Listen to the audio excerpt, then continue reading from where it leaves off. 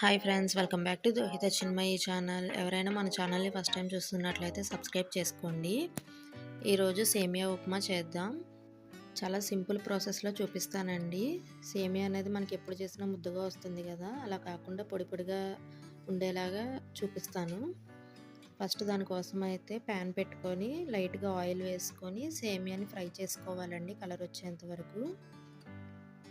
ఇలా ఫ్రై చేసుకుంటూ ఉండాలి గోల్డెన్ కలర్ వచ్చేంత వరకు. వేరొక స్టవ్ మీద అయితే మనం హాట్ వాటర్ కూడా రెడీ చేసుకుందాం.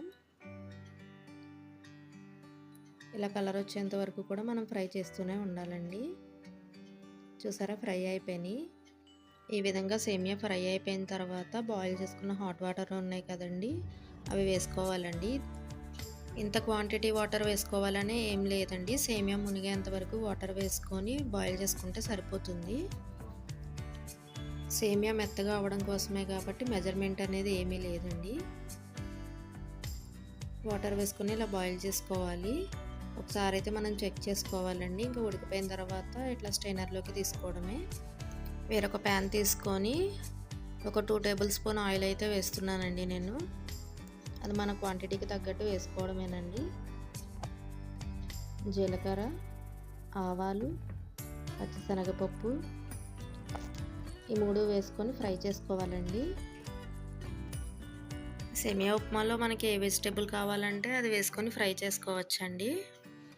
క్యారెట్ వేసాను, అది జస్ట్ కొంచెం ఫ్రై అయ్యే వరకు ఫ్రై చేసి ఆనియన్ వేసుకోవాలి. Next tomato.